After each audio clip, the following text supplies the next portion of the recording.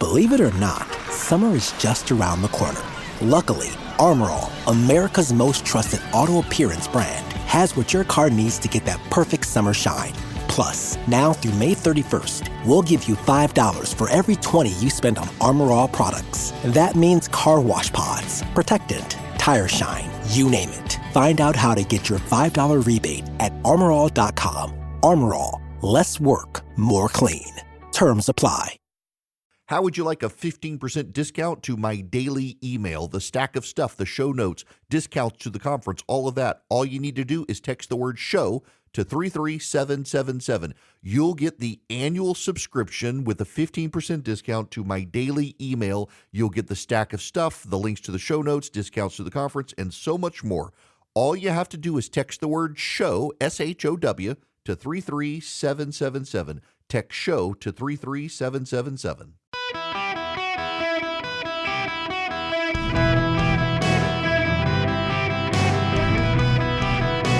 Welcome to the Eric Erickson Show podcast, Hour 2. Greetings, conversationalists. Welcome. It is Eric Erickson here. Oh, my goodness. The Washington Post, Liz Cheney weighs third-party run for president. Who exactly would that help? Probably Donald Trump. I'm the obsessiveness of the media right now with a new book out. Let's go wall to wall. It's silly. Meanwhile, in Washington, D.C., this story. I heard this story and I didn't think it was true. Let me do a reset here first, though, for this hour. It is the Eric Erickson Show. I just happen to be him. The phone number is 877-973-7425. And if you text Eric, E-R-I-C-K, to 33777, you can get all the details about the show and the podcast and the Substack. By the way, can I just say, and I realize it's somewhat shameless self-promotion, but you really should subscribe to the daily email. Because in addition to what I write every morning that I send everyone, if you're a paid subscriber, you get all the links to all the stuff of the show. In fact, it's gotten to the point that when people email and say, hey, can I get a link to that story you wrote about? You need to subscribe to the show notes because those people get the links right when the show starts, so you can follow along with me as I do the show. You can also see how often I shake up the order of the show as opposed to how we set up the show notes, and then here we go. I saw this story, and it is in the show notes.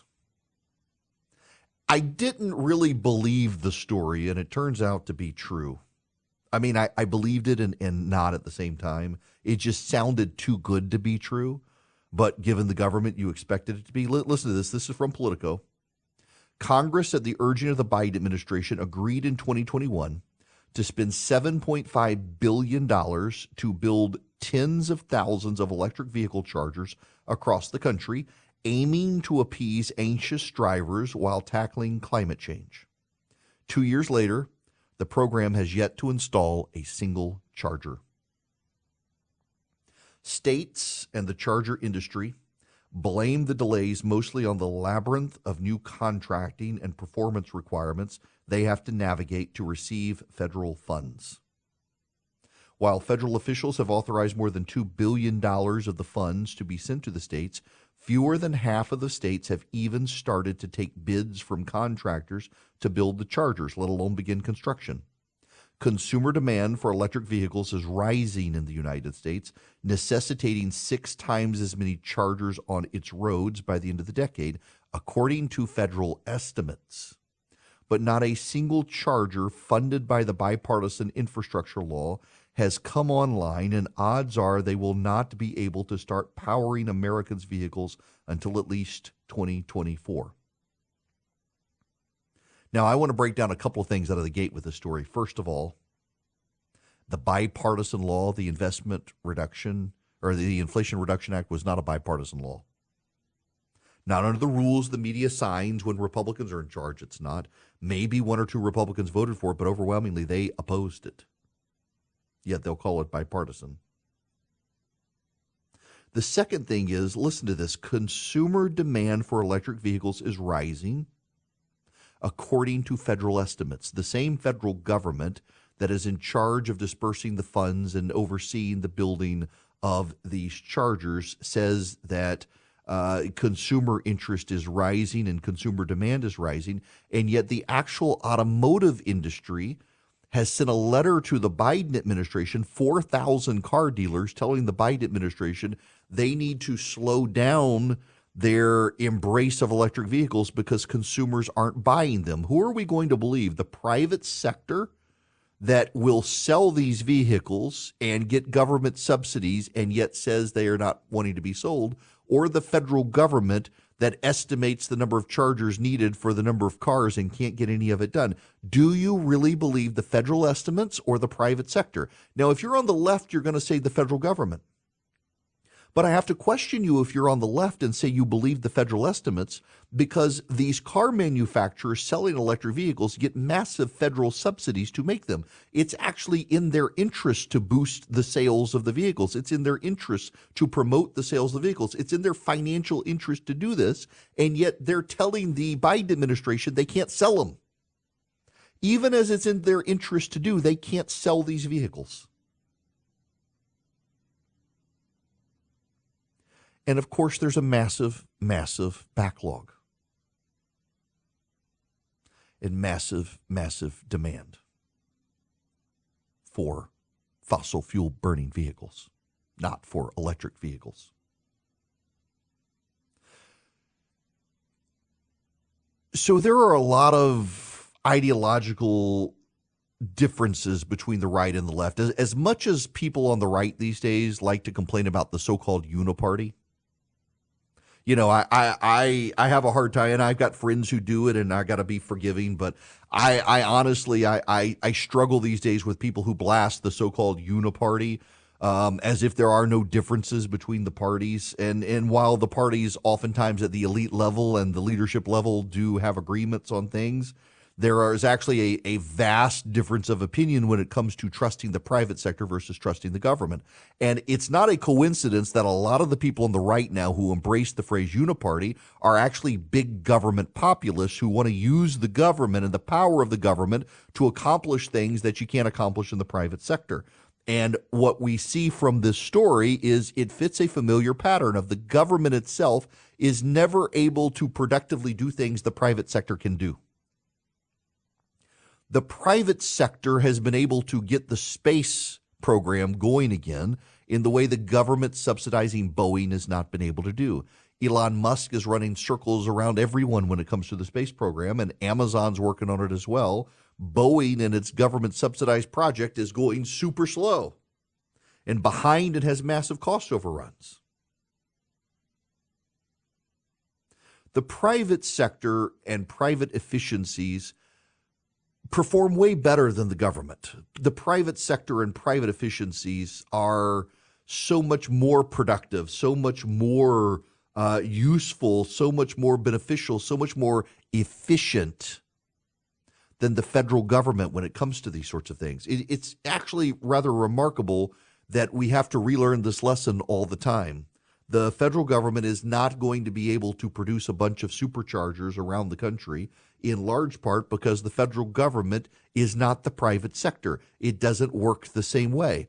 We oftentimes on the right talk about running the government as a business, but at the end of the day, the government's not a business, it's the government. And while it can be made more efficient in terms of funding the government, the reality is the government itself will never be the private sector and will never be run like a business, because at the end of the day, the government's never going to go bankrupt, even though technically it is. The government can just get more tax dollars. The government can do things businesses can't. But the government is way more inefficient as well. Can you imagine the post office as a private company? The post office would be far more efficient. We've been trying for a while to get the post office to operate more like a private sector business, and it's just deeply bureaucratic and inefficient. But it also delivers the mail every day, rain or shine. It's got obligations imposed on it by the federal government that prevent it from operating completely like a private sector company. The larger issue here, though, is that the government is convinced that it can stimulate demand for electric vehicles in this country and it's not doing it. The people who want electric vehicles have now largely bought them. They've been subsidized, and yet people don't want them. The people who want them have already gotten them. The people who want to invest in them. So down the hall from me, where I am right now, my CFO for my radio company, David, has a Tesla. He wanted a Tesla. He had an F-150 pickup truck. Decided he wanted to get the Tesla. He loves his Tesla. It farts. When people walk past it, it farts. It's actually very funny to listen to his car fart. He loves his Tesla. But even David notes its limitations. When it's cold, the battery runs down more. The battery estimates, it doesn't live up to the battery estimates typically. When you drive fast and pass people, it runs down the battery quicker. It's got problems. He loves it for what it is, as a out-and-about vehicle where he doesn't have to buy gas, doesn't have to go through all the tire rotations all the time, doesn't have to do oil changes, things like that. But also he understands its limits. The problem is that in Washington, D.C., they don't understand the limits of electric vehicles. Think about Toyota for a minute. Just step back to Toyota for just a moment. The left tried to cancel the chairman of the company. The left tried to drive him from his office as chairman of Toyota because the chairman of Toyota had the audacity to say electric vehicles are not a good strategy. Hybrid vehicles are the way to go that still use fossil fuels, but sip them as opposed to drink them because you also have a battery component. And that Toyota could make more hybrid vehicles, including plug-in hybrid vehicles, than it could making just electric vehicles because of the demands for lithium and nickel and cobalt and other things in the batteries. And the left tried to drive him from power. And now it turns out everyone else is like, oh, Toyota, smart. The federal government of the United States got it wrong and Toyota got it right because Toyota's in the private sector. Toyota has accountability to shareholders in a free marketplace. The government has accountability to voters, and still over 90% of elected officials get reelected every election cycle because there really isn't a lot of accountability because people are stupid and people are voters, and stupid voters elect stupid officials who continue to get it wrong. Meanwhile, in the private sector, there is a profit motive, and the profit motive requires efficiency so that people pay attention and get things done. So the government of the United States spends $7 billion to build electric chargers to roll out an electric vehicle network in the country, and they haven't put in a single charger. Not a single one. Meanwhile, my Circle K up the street from me just put in 4 electric chargers, and they're charging people. You can go park at the Circle K, put in your credit card, and you can pay for their electricity access for high-speed charging, really high-speed charging at the local Circle K, done by the private sector. This is just another government boondoggle. Back to the Politico article. The United States has around 180,000 chargers today, according to the Energy Department. That includes 41,000 of the type of fast chargers that can alleviate the dreaded range anxiety of a long-distance road trip in an electric vehicle. In a June study, the National Renewable Energy Laboratory projected the U.S. will need 1.2 million public chargers by 2030 to meet charging demand, including 182,000 fast chargers. Administration officials insist the pace at which they're rolling out the infrastructure law's charging funds is to be expected, given the difficulty of creating a brand new program in every state and marshaling the private sector to meet complex reliability and performance requirements for each federally funded station. We can go with that, or we could just let the private sector handle it without subsidy. And if they think it's worth it because they'll turn a profit, they'll do it. But the federal government time and time again forgets all of these things and forgets the lessons learned in the past. Because the federal government and the Democrats always bet on big government when you should never bet against the private sector.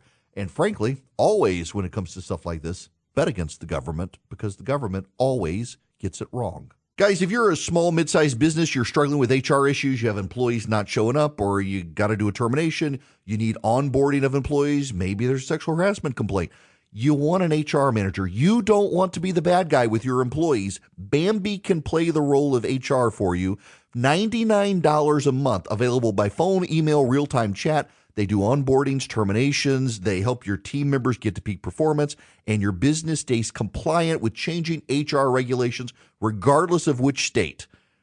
They're great. Now, they're U.S.-based. You got somebody to talk to who's dedicated to your team. They give you access to HR expertise, and they add personal touches. So even though they're outsourced by your company, they really feel like they're a part of your team. That matters. Go to Bambi.com right now. Type in Eric Erickson under podcast. When you sign up, it'll help my show. Bambi.com, Bambee.com, Bambi.com, Eric Erickson in the podcast tab. It is Ryan here, and I have a question for you. What do you do when you win? Like, are you a fist pumper, a woohooer, a hand clapper, a high fiver? I kind of like the high five, but if you want to hone in on those winning moves, check out Chumba Casino. At ChumbaCasino.com, choose from hundreds of social casino-style games for your chance to redeem serious cash prizes. There are new game releases weekly, plus free daily bonuses. So don't wait. Start having the most fun ever at ChumbaCasino.com. No purchase necessary. VGW. Void where prohibited by law. See terms and conditions. 18+. Greetings. Welcome. It is Eric Erickson. The phone number, 877-973-7425. Special tip of the hat here to Kobe, who is filling in while Jim is on vacation. Jim is, I think this may be the first cruise. It's definitely the first cruise he's taken in at least a decade, but I think it may be the first time he's ever taken a cruise. And so Kobe's here behind the board operating flawlessly, and I sure appreciate it. Now, we got other stuff we got to talk about, including, wait, where did it go? Yep. No. I gotta bump this one because I gotta find the clean audio of it. Stick around. I gotta work and find the audio, but it's remarkable. The audio that I want to play for you. Yes, that's your tease. That's all I'm going to tell you right now. Let me tell you about the UFOs. Some members of Congress have decided they want to quash coverage of the UFOs. I know y'all are obsessed with it. There's a lot of buzz about UFOs out there, and behind the scenes members of Congress, some of them in leadership, want to shut down the hearings and take everything behind the scenes. Let me tell you what's going on from the people I've talked to on Capitol Hill. They are increasingly convinced we're not seeing little green men and we're not seeing aliens. We're seeing the Chinese and others with technology more complex than we thought they had.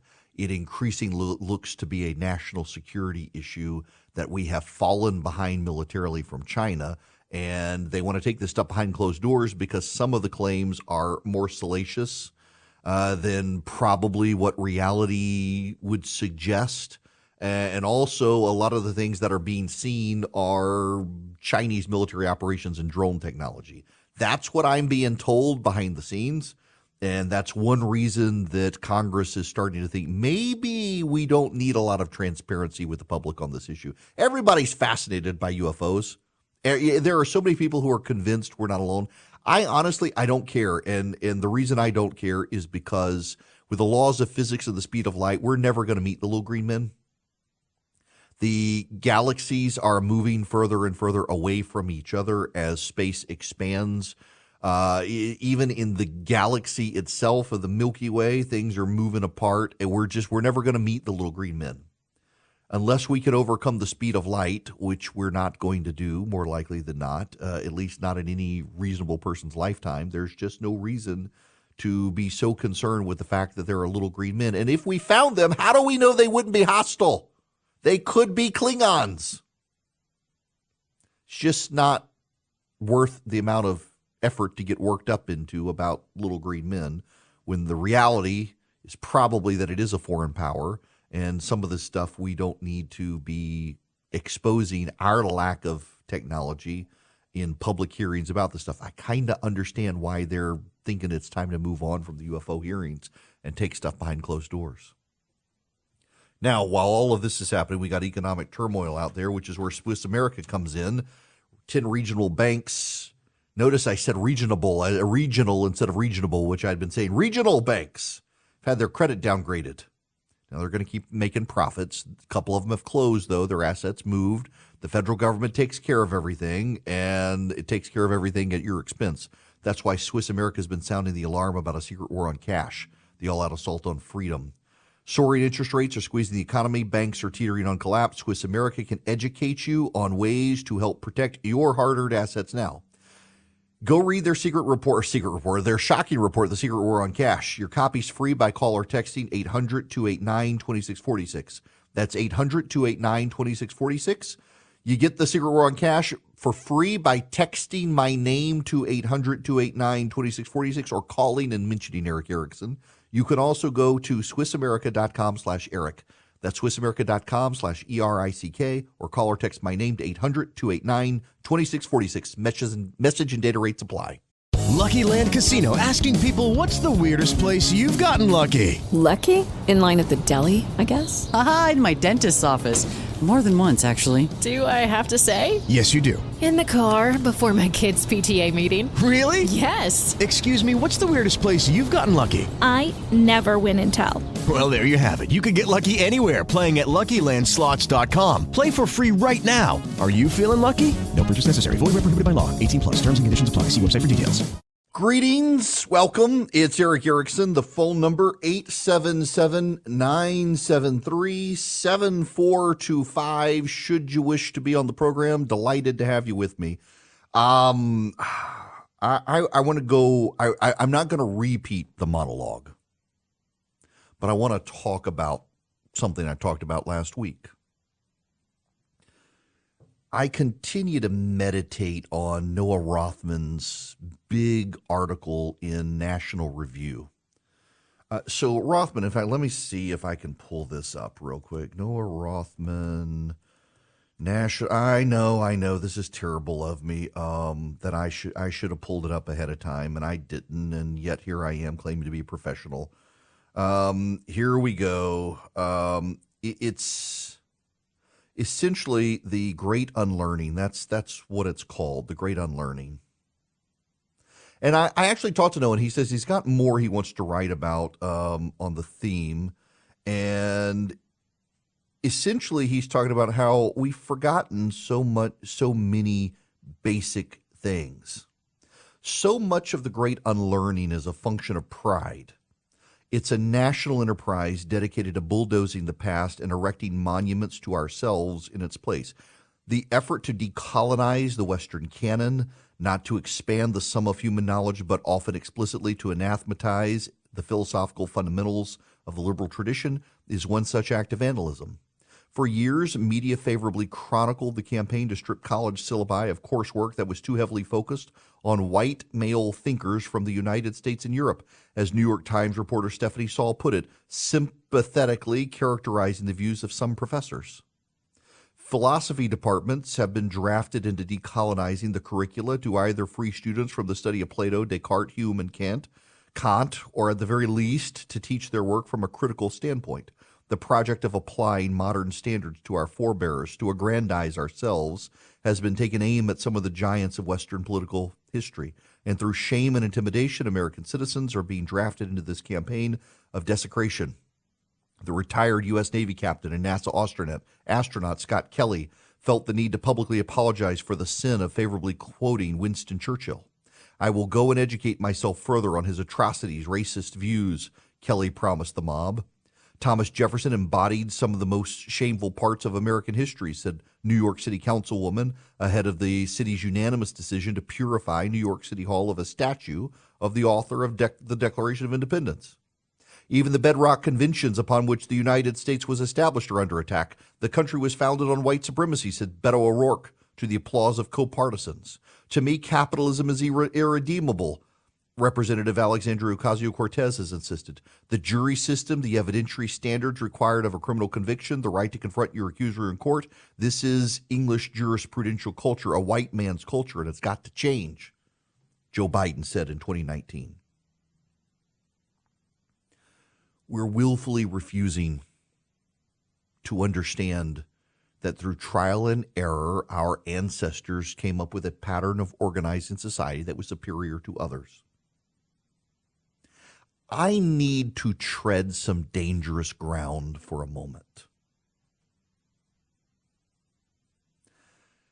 And I want to be delicate and diplomatic, so much so that my diplomacy may offend some of you for not being as candid and forthright as you think that I should. But I'm trying to thread a needle, and I'm not sure I'm going to do it, but I'm going to try. It's not just that we have forgotten the past. It's that a lot of people, and not just progressives, have chosen a path forward that in devaluing and upending the roots and foundational principles of our society, remodeling it in their own image, they themselves have contributed to it. When I hear some of my friends and allies on the right wonder how it is that so many people could so easily bring themselves to believe the lies told by Hamas. And then they themselves go home to a marriage that is not recognized in the Western canon as marriage until about 10 years ago, and participate in relationships that until about 10 years ago really weren't treated as anything mainstream. I do think that people on the left and the right together have decided to remake the world in their image, treading a little more dangerously towards the cliff that gets me canceled. Let me just say that we as a society figured out the way society should work through trial and error. You read old stories from the Old Testament about the fathers of Israel and their polygamous marriages and how it didn't work out well, Leah and Rachel, and you've got Abraham and his wife and concubine, and you've got David and his problems and Solomon and his wives, and it led to a fracturing of the kingdom of Israel. And through trial and error, even the Romans concluded that, a man and a woman, and an actual woman with actual female body parts, married to an actual man who has actual male body parts, is the best way in which to raise a future society. And when we, left, right, and center, come along and say, hey, you know what? We think now it doesn't matter. Love is love. Same-sex couple marriages are just as good. And society over time decides to recreate itself in its current image. And then we look out and we think, nobody understands what truth is anymore. Everybody has their own truth and their own emotion, their own emotional response, and how to raise children is a matter of personal choice as opposed to, through trial and order, society and the democracy of the dead discovered the best way to do it, and who cares about them? They're a bunch of old dead white people anyway. We can do it however we want. You shouldn't be surprised that we arrive at a time where people can look on the mass murder of people in Israel and the beheading of babies and either deny that it happened or say it was justified. One thing inexorably leads to the other, drip by drip by drip by drip by drip. You begin to reorder the fundamentals of society for yourself. Do not be alarmed when others decide to reorder it for themselves in a different way than you have reordered it for yourself, as opposed to everyone going along and conforming to the way that over time all of society itself decided it needed to be ordered. I know I'm treading on dangerous ground by bringing this up, but it needs to be said. A lot of what we have done is not a forgetting of the past, but a conscious decision that we know better. The left has degraded the institutions of the past in this country and the knowledge of the founders and decided they were just a bunch of white supremacists upholding white supremacy power and their own personal financial fortunes by creating this country. But there are those who are allies of ours on the right who have done it the same way in different ways. While they uphold the founding institutions of the country, they degrade the founding families of the country and the way the country was put together at a very, very localized, familial way with the parental structure that had historically proven the best way to raise kids. And those of us who find ourselves to be allies at some point do have to say there are some things in which we must disagree with our friends on the right who have decided that they too can upend the order of society for their family structure, while they want to preserve the governmental structure of the founders. You can't have one without the other. Frankly, it goes back to the John Adams quote of "this country is only meant for moral people." And I know that will come across as some people as bigotry, homophobia, whatever you want to call it, the phobia of the day. But you can't have one without the other, frankly. And we're starting to see the collapse of Western society as when one people decide they can remake it in their image, another group decide, we're going to remake it in our image as well. It doesn't mean that what came before was perfect, but to some degree more perfect than now. We certainly had to purge ourselves of sins of slavery and things like that, and the realization of the founding ideals that all men actually are created equal, and women too, but there are differences between men and women. We intentionally, as a society, have decided to reject those parts of Western civilization that we have decided are inconvenient. And when one side does it, the other side does it. And guess what we're finding with the other side rejecting? Truth itself. In favor of purging Western civilization of the very foundations of Western civilization. You got that guy, the Free Press did a big story on the billionaire trust funder who is funding the Antifa activists, bailing them out of jail for their terrorist acts, funding a communist commune in the Berkshires. He's a trust fund kid that at 13 decided he was going to embrace communism and has a tattoo of Stalin and Mao on his thigh. And he wants to use his trust fund money to burn down Western civilization. Now, he's not going to do that. You pay attention, the guy has serious fundamental issues and has struggled in the past with addictions and other things. He's probably going to use the money and fund a very destructive lifestyle for himself and others. But at the same time, when we tolerate a bunch of trust funders embracing progressivism, deciding that the liberal order of society is the way to go forward, it's not a coincidence that the people most likely to fund those hostile to capitalism in this country are the trust fund kids of the capitalist builders of this country. The Rockefeller kids and the Getty kids and all the like, they become liberal and they fund the institutions that destroy Western civilization, because they don't understand or appreciate the values of the country, and their parents decided that they could raise them as good little open-minded liberals, and their brains were so open that they fell out. We as a nation have decided to unlearn all the things the generations prior to us learned. And as a result, our free markets are no longer as free as they once were, and therefore are far less efficient and far more prone to government intervention in ways that actually increase wealth inequality.